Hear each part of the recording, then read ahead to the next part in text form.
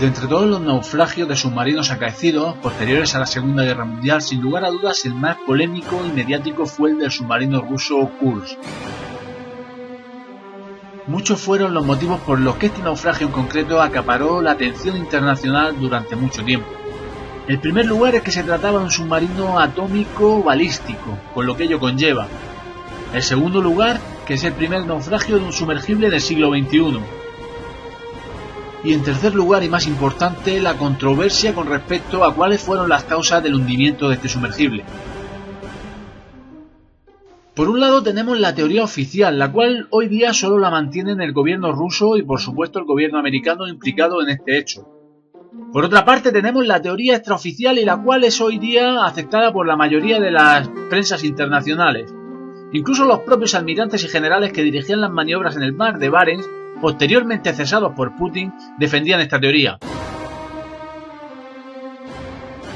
Esta versión de los hechos, que es ampliamente reconocida a nivel internacional a día de hoy, nos cuenta que el submarino Kursk pudo ser hundido por otro submarino, concretamente por el USS Memphis, un submarino de ataque convencional de la clase Los Ángeles, el cual, junto con un submarino británico y el USS Toledo, se encontraban espiando las maniobras que se estaban desarrollando aquel 12 de agosto en el mar de Barents.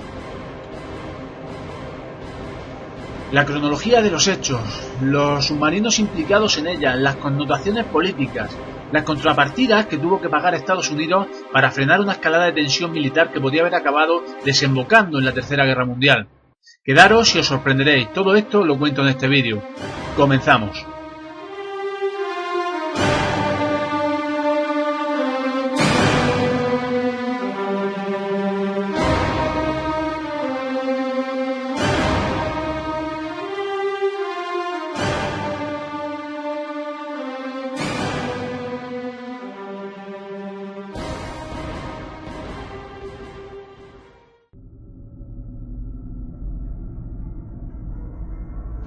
Veréis, en agosto del año 2000 Rusia preparaba las que serían las mayores maniobras militares desde el desmembramiento de la Unión Soviética. Pretendían que estas maniobras navales fueran el escaparate perfecto para demostrar al mundo que Rusia estaba de vuelta. Pero estas maniobras no se trataban únicamente de un escaparate de propaganda internacional. También se habían convertido en un escaparate comercial, ya que a estas maniobras asistían varios generales y almirantes del Ejército Popular Chino.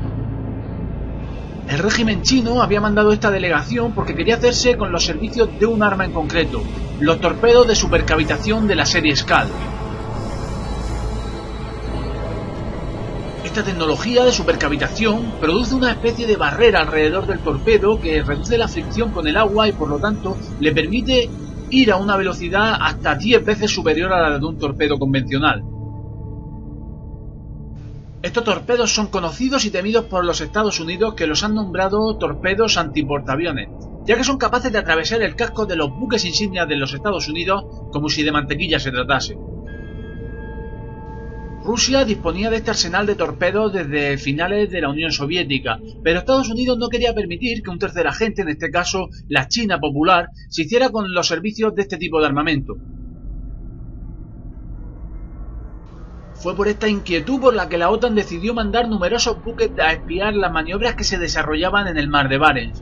2 de ellos acabarían influyendo en el desastre del Kursk. Estos 2 buques en concreto serían los submarinos de la serie Los Ángeles, USS Memphis y USS Toledo. Estos 2 submarinos maniobraban excesivamente cerca del submarino Kursk. Se dice que incluso maniobraban por delante de él para hacer saber a los generales rusos que estaban totalmente en contra de estas maniobras militares. Personalmente discrepo de esta teoría que dice que estaban pasando por delante. Cualquiera que sepa cómo funciona la navegación en un submarino sabrá que esto es extremadamente peligroso, y este tipo de maniobras puede acabar con ambos submarinos colisionando y teniendo un serio accidente.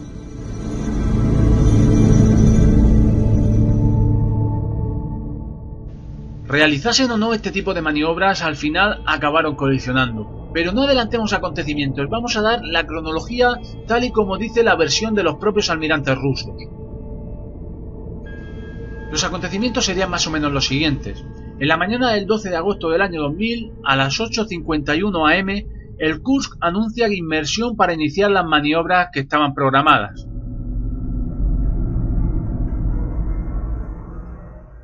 En ese momento corta las comunicaciones con el buque insignia Pedro el Grande, que dirige las maniobras.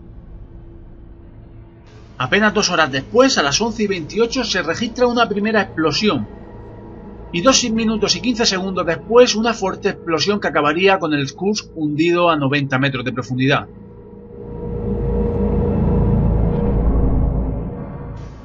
Pocos minutos después de suceder esto, tanto los almirantes y generales rusos como la delegación china abandonan el buque Pedro el Grande en helicóptero rumbo a tierra. Momento en el cual también aprovechan para despegar varios cazas en dirección a esa zona. La OTAN, por su parte, ordena el inmediato repliegue de todos los barcos que seguían estas maniobras.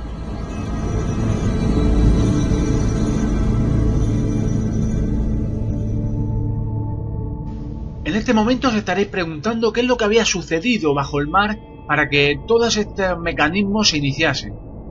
Bien, pues tanto la teoría de los almirantes como la más reconocida a día de hoy dice que en una de estas maniobras de aproximación, el submarino de la clase Los Ángeles USS Toledo había chocado con la proa del submarino Kursk.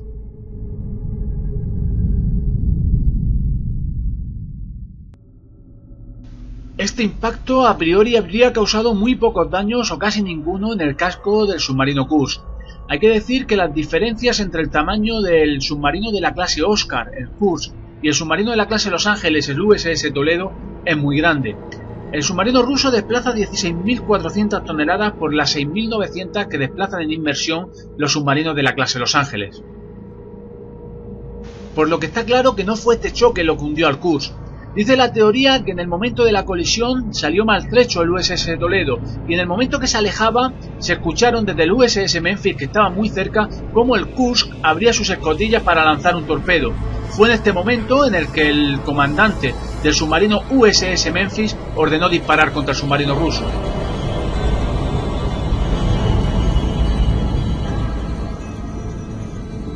El torpedo americano de la clase Mark 48, que utiliza uranio empobrecido, penetró limpiamente el casco del Kursk, impactando en la sala de torpedos.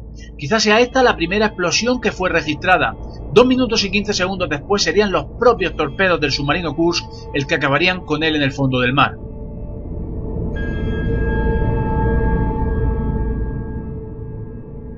A pesar de que Rusia intentó tapar esto, incluso solicitando a las empresas que iban a reflotar el submarino que cortasen la sección de proa, las imágenes no dejan lugar a dudas.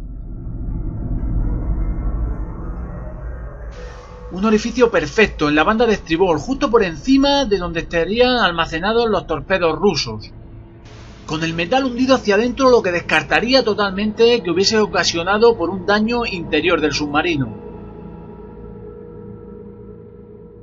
Pero lamentablemente estas no son las únicas aristas que tiene este tema. 118 marineros iban a bordo del submarino Kursk, de los cuales 23 sobrevivieron al primer impacto refugiándose en la popa. 23 supervivientes que, según la teoría a la que nos acerquemos, pudieron vivir entre 6 horas y varios días. Sea como fuere, el secretismo con el que trató Rusia los 2 primeros días antes de que se filtrara la noticia a los medios de comunicación y la posterior negación de la ayuda internacional para salvarlos acabaron con la vida de estos 23 valientes.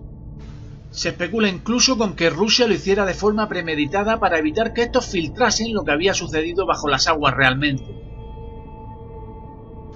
Muchos fueron los acontecimientos posteriores a este incidente. Rusia lanzó numerosas cargas de profundidad en las inmediaciones donde había sucedido, según la teoría oficial, para hacer emerger al desaparecido Kursk.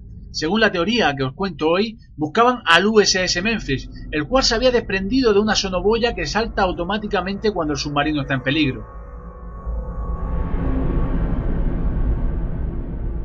Mientras los rusos buscaban los rastros del USS Memphis, que acabó reparándose en un puerto noruego y tardando muchísimos más días de los habituales en llegar a este, el USS Toledo, maltrecho y perdiendo combustible, se fue directo a los Estados Unidos. Pocos días después, tanto unas imágenes de satélite ruso como unas publicadas en los medios de comunicación en las cuales se observaba al USS Memphis reparando la escotilla de la sonoboya corroborarían esta teoría.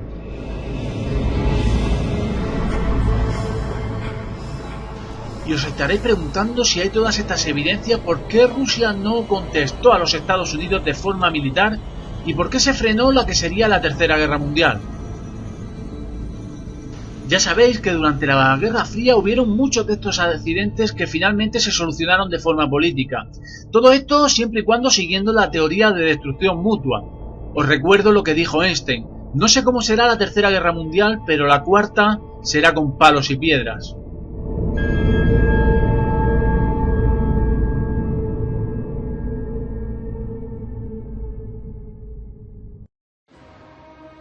Tan solo 3 días después, el jefe de la CIA se encontraba ya en territorio ruso. Estados Unidos perdonaba una deuda anterior que tenía de la Unión Soviética, además de ofrecerle un préstamo de 8.300 millones de dólares, apenas 2 semanas después de este acontecimiento. No sé a vosotros, pero a mí esto me suena claramente a una compensación económica. Sea como fuera, el tratamiento del hundimiento del Kursk por la administración de Putin, que apenas había sido elegido 6 meses antes presidente de Rusia, acabó con una popularidad por las nubes del presidente ruso.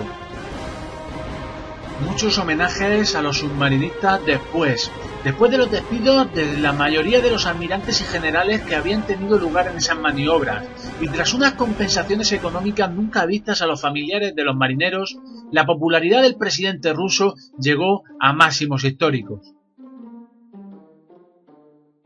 Por último, me gustaría reconocer la labor que muchos políticos llevaron a cabo en esos días. Hay que admitir que la tragedia del Kursk es una tragedia humana tanto por los 23 supervivientes iniciales como por las 118 vidas que se perdieron en este naufragio.